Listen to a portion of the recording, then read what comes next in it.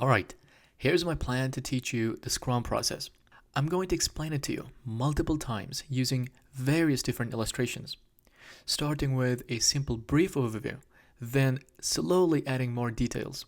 At the end of this lesson, you should know pretty much everything you need to know about Scrum and be able to handle any interview questions regarding the Scrum process. The first artifact we need to discuss about Scrum is the product backlog. The product backlog is a sorted list of all the product requirements, all the product features that the development team needs to work. The product backlog lists all the features, use cases, user stories, improvements, and bug fixes that are needed for our future development. So it's basically a list of product to-do items, which contains descriptions, sequences, and the estimated characteristics. This backlog is a continuously improved list. Then we have sprint planning meeting. In sprint planning, the development team reviews the product backlog because in the product backlog, we have a prioritized, a sorted list of features that we need to build. So in the sprint planning, the dev team reviews this list of product backlog items. Then they plan for their sprint. As we discussed before, a sprint is a cycle of iteration. So each sprint may be around 1 to 4 weeks depending on the team itself and the project need. But 90% of the time, each sprint will be 2 weeks. So in this sprint planning, they pick and choose what items to develop within this particular sprint. As I said, remember, this product backlog is a prioritized list. Developers cannot just randomly pick and choose whatever they like. They need to go by its priority. Some items, they are urgent, that the development team immediately needs to work and deliver to the client. And some items are not that urgent, so they can postpone it to a later sprint. Okay, from this sprint planning meeting, there will be a sprint backlog. Let's make it clear. There is a product backlog and there's a sprint backlog. So what is a sprint backlog is that while in this sprint planning meeting, after the dev team looks through the product backlog, they pick and choose some tasks to complete within this particular sprint. So that means they created a sprint backlog for themselves to work for that particular sprint. It's like there is a huge bucket of to-do tasks in the sprint backlog for the dev team. And in the sprint planning, the dev team, they create their own sprint-specific bucket so that they can just refer to this small sprint-specific bucket to work during their 2-week sprint. After the sprint planning is finished, the actual sprint begins, and it's about 2 weeks. So during this sprint, developers develop the product, meaning they work on whatever the required features and functionalities, and the testers test whatever the developers developed. Okay, I want to ask you really quick, just to check your understanding. What does the dev team work on during the sprint? Remember, they work on the tasks, on the to-dos, which they planned during the sprint planning. Remember the sprint backlog? That is the list of items that the developers and testers working during this 2-week sprint. Then, after the 2-week sprint is completed, we deliver whatever we completed to the customer. Remember, this is not a complete software. We just worked for 2 weeks. We just delivered whatever we promised, whatever we planned to complete during this 2-week sprint. So we're only delivering a certain functionality, a certain feature to the customer so that they can immediately send their feedback and their UAT testers can test them while we are working on our next sprint. This is a very brief overview. I just wanted to give you a general idea about the entire workflow. Now we're going to dive deeper about each and every single step and also the different roles and responsibilities within a Scrum team. All right, what is a Scrum team? Scrum team is a group of individuals who work together in order to deliver the required product increments. The Scrum framework encourages a very high level of communication among these team members. The structure of the Scrum includes product owner, Scrum master, and the development team. Well, notice who we have above the team. We have business owners and end users as well as domain experts. These three different roles are not a part of the Scrum team itself. As the name suggests, business owner is someone or a group of people who are investing in this project. They are the stakeholders. And the end users, they are simply the people who would use this product at the end. For example, if you are using Facebook, Instagram, or simply the YouTube, then you are an end user. And we also have domain expert. Domain expert is someone who knows about that particular industry very well. That's why they are an expert of that domain. Okay, I'm going to count it one more time. Business owner, end users, and domain experts, these people are not a part of the Scrum team. All right, now let's slowly go into the Scrum team environment. In a Scrum team, we have three different roles. First, product owner. Second, Scrum master. Third, the development team, the actual technical people. Product owner is not technical. Scrum master is not technical. But the dev team is a technical. Sometimes I notice that when students talk about Scrum team, they think that's the development team. Actually not. Development team is developers, testers, designers, and the architect. These roles are considered to be the actual development team, excluding product owner and Scrum master. But we collectively consider product owner, Scrum master, and the development team as one Scrum team. Now, let's learn about the responsibilities of each role in a Scrum team. First, starting with the product owner. Product owner is a team member who would know what the customer wants. The values and wants of the customer would be then translated back to the Scrum team. So this person is very important between the Scrum team itself and the business.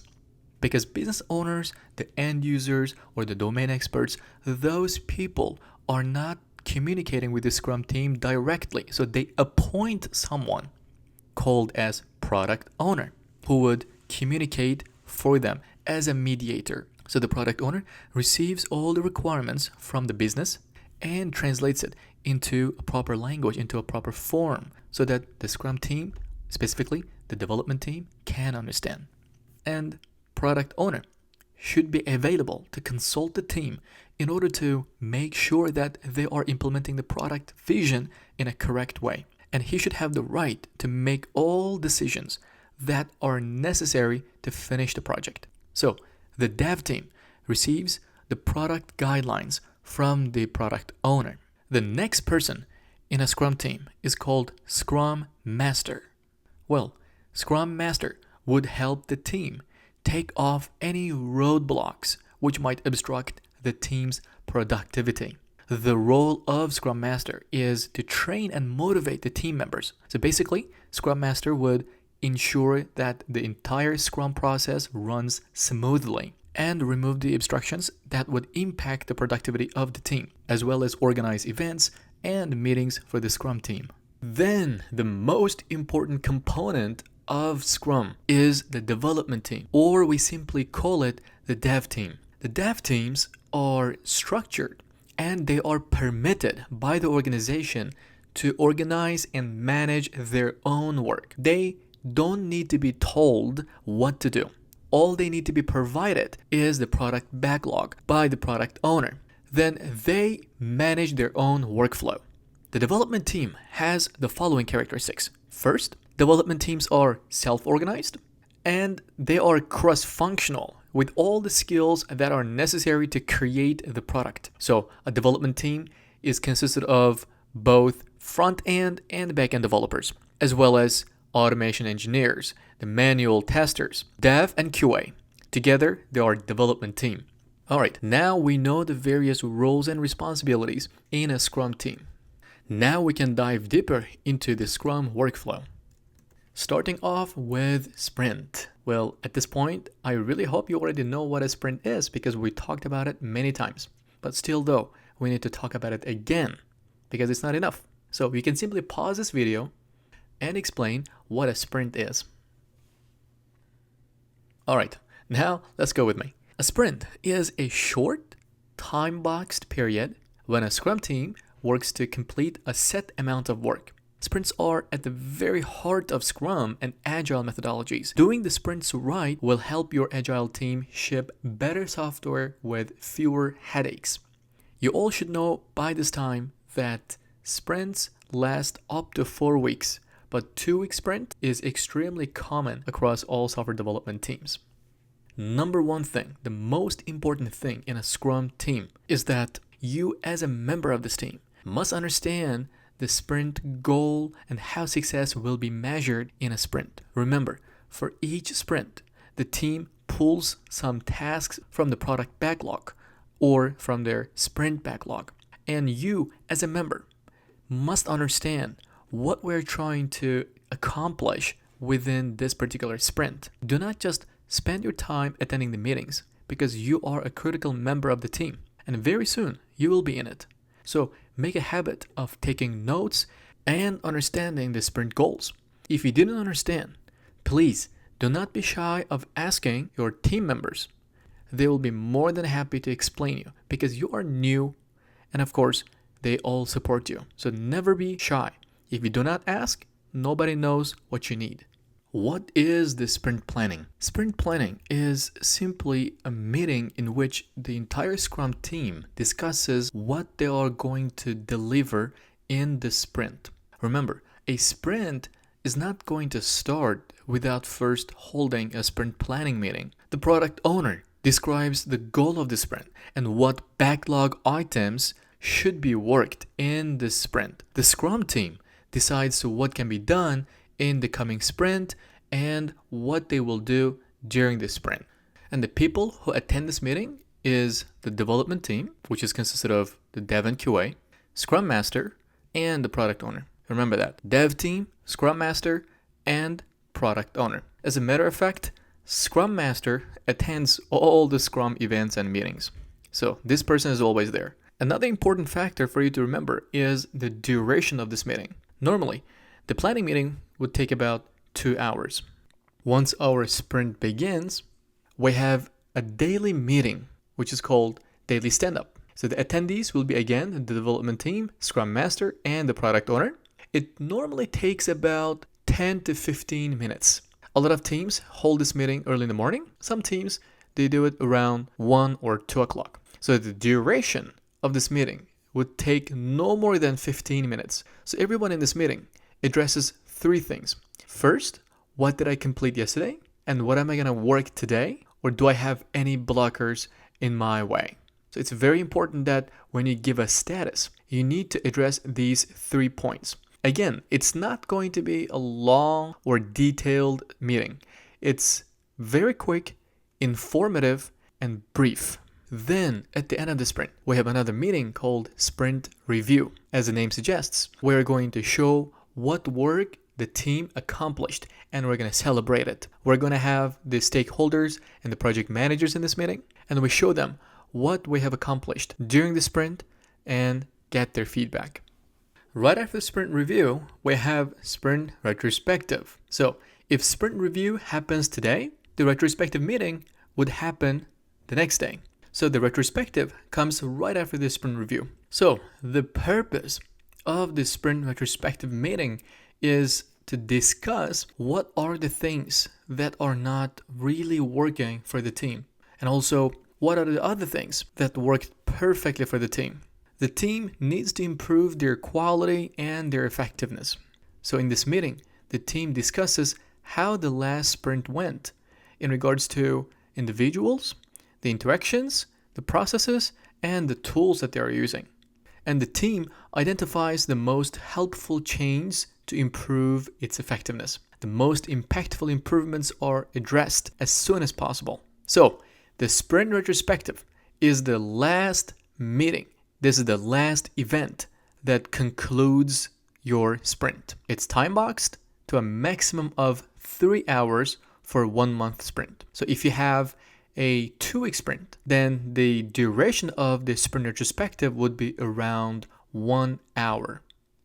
I got a chart here for you that describes the entire workflow, starting with the product backlog. In the first place, we need to have the product backlog. Then from there, we start our sprint planning. In the sprint planning, we're going to choose the top priority tickets, or you could say the top priority tasks from the product backlog. Then we plan how we are going to achieve that within our upcoming sprint. So within the sprint planning, we are going to create our own sprint-specific tasks. So that's what we have, the tasks breakdown. Then the sprint starts. The development team starts writing the code. Then the testers will test the moment the dev is finished. And also don't forget, every day within the sprint cycle, we have a daily scrum meeting, or you could say a daily stand-up meeting, in which each team member gives their daily progress status. For example, what have I completed yesterday, and what am I going to work on today, and if there is anything that's causing me issues, or if I have any problems that I'm facing. Then, at the end of the sprint, we have a sprint review meeting. Once the sprint review meeting is completed, we simply ship whatever we accomplished during the sprint to the customer. And right after that, we hold our sprint retrospective. I want to talk about the sprint review and the retrospective one more time. In the sprint review, we simply give a demo, we celebrate our successful sprint, and we show what we have accomplished to the stakeholders and to the project managers. In the sprint retrospective, we discuss what went right and what went wrong during our sprint and how we can improve that and increase our quality and effectiveness in our future sprints. So that is the difference between these two. Alright guys, this is pretty much everything you need to know about the Scrum workflow, and I hope you took a lot of notes and you practiced enough, but don't worry. In the next coming lessons, you are going to have a lot of exercises and assignments. Make sure you do all the exercises and assignments, and ask any questions that you have in the Discord channel or your student success mentor.